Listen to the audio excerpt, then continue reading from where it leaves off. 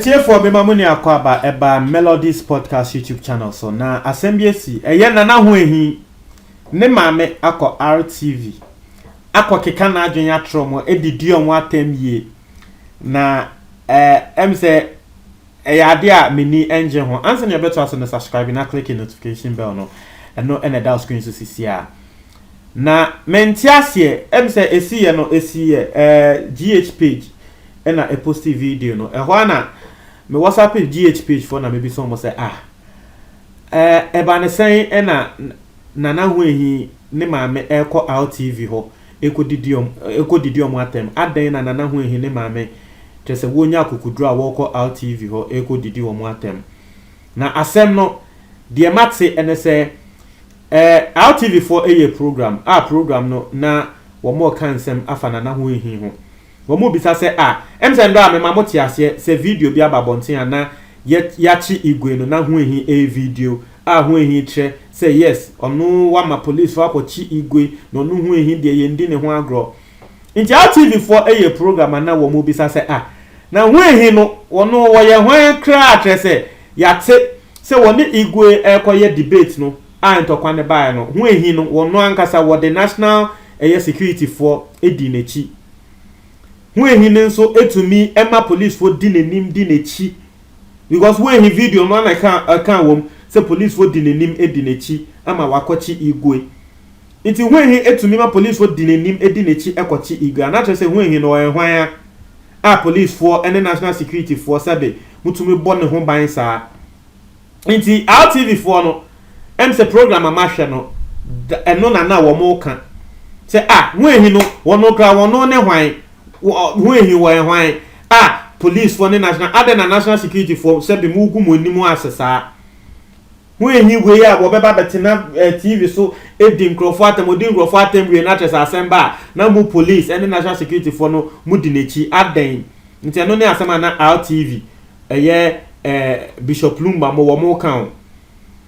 video amensa kan sisia when he maame ako RTV ho wo didi wo mo atema wo ka se program no wo pese wo se program wo mo ye ena no se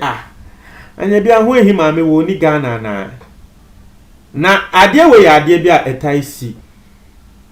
emze encrophobia wo ho wo mo feel say they alone have the right to do some things wo ye the same thing tia wo mo na tese wo mo buefu na video na ma hwe no ho ehi maame kasa se wo be drag RTV for no akotumfo enim na sama me kan se ho ehi maame se bi wo ni Ghana na se ne ho ehi tumi betina internet so edi nkrofo atem ho ehi betina internet kache wo ba besia wo bi nim yere se ne to apro ene nyama nia no se bi maame ni yehu se wo ba bontia bekasa o na ende de nkrofo ka asema fa wo ba ho eno de wenya honde ne se wo ko sa TV station or se radio station go tre se wo buefu aden na nipa da se ne to de bia yete sa se ne midinga nche ono nipa su but this thing ana we nyama bia etai si me ya akwese na nse ya Shatawale anyway Kweku Smoke nsema esi ye no Shatawale yo bia libufu a wo ba bonten ye beka Shatawale ye Kweku Smoke ade a Kweku Smoke su bufu ya wo ba bonten beka Shatawale ja nti adwen na nipa asabe wo mo ye nkrofo ade no ebi wo ho wo mo susu se ebi a wo mo pena wo mo wa akoma no ana wo mo pena Nyankopon ama wo mo kwan se wo mo nye obi bibi na so obi ye mo the same thing na tese wo mo agya adwen na nipa ye tesa na sa video na ma hwe no unless say ebia later bo bi betrem say ho ehi maame no enye enu nti na ebia wo mudi na atemi ntia na wo kọ ho ene de sa se mudi ho ehi maame atema ene kan wo bi betina baby aka se ho ehi no wodi nkrofo maame ne nkrofo papa ne nkrofo yeri atem obi nim say okodi obi nim ne yeri atem eno wan ba bontia bekasa what I said that one is another story for another day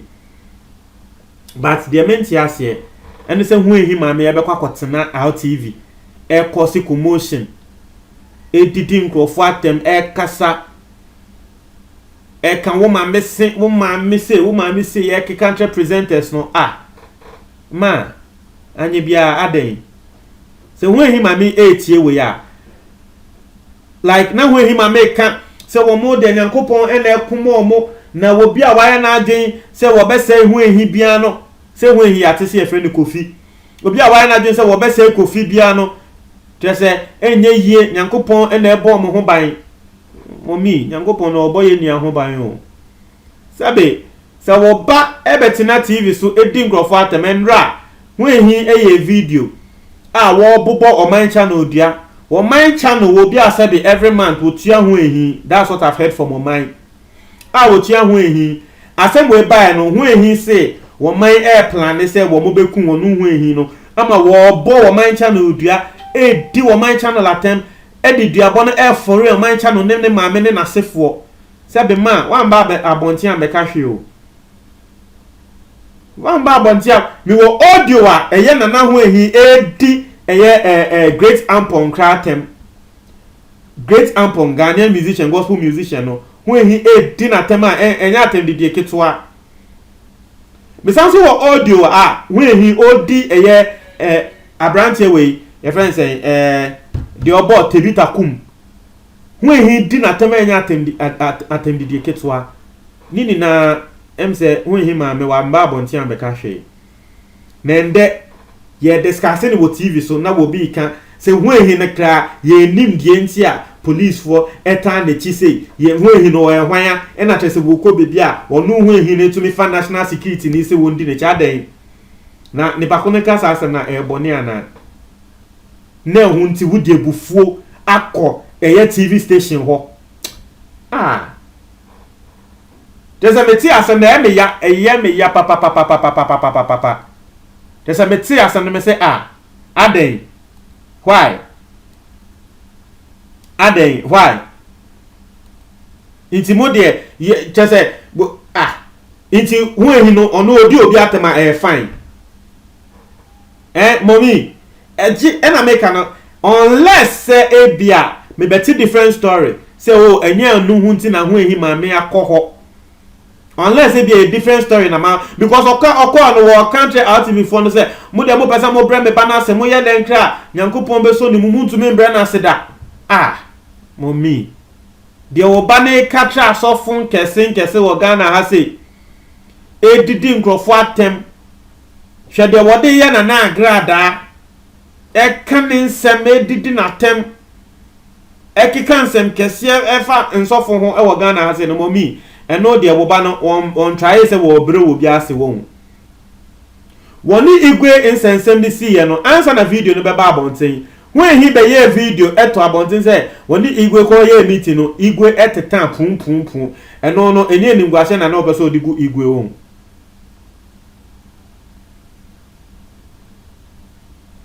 kansem eden sem chese insem I want to me show proof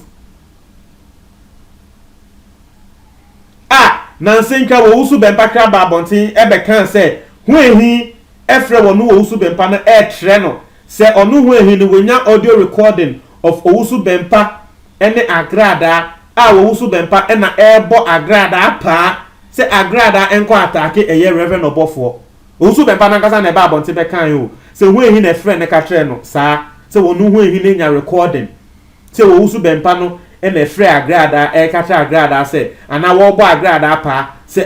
reverend obofo no kwata no because any him say at some point in time no na reverend obofo one agrada nya ntokwa enye easy e wo social media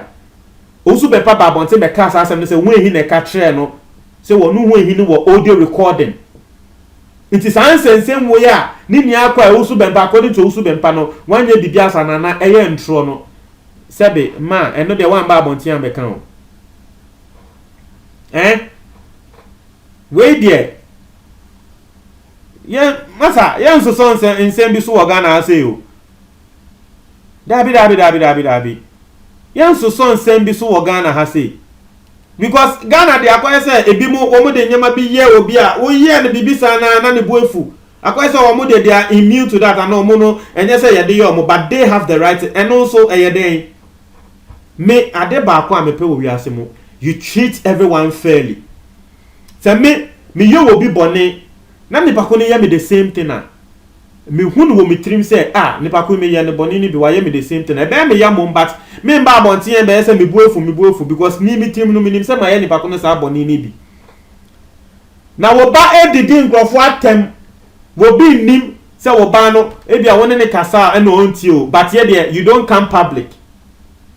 wo ba ni didi nkrofo atem na woni ne kasa still e ye wo didi nkrofo atem na ende de nkrofo atem na TV so nso aka wo ma adwen atre na wo buefu say wakọ TV station ho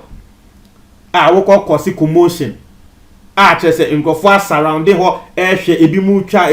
wo buefu wo kasa on top of your voice kasa say any den wo de omo be ko tumfo wo de omo be ko we when no onipa we oheneba media expose wo expose when oheneba media ene ahemfo kese wo Kumasi interview wo mu nia aka se when no wonya hene no wupo obi attack na ko oheneba media wono de wo provide proof ma nkrofo hu se when no wonya obi a wo ye nana because na kra embati internet so be didi nkrofo attempts are oheneba media na o exposing to obi attack na koko attack oheneba media because ono na wo magana fo ehu ne kre akọ interview buedi hene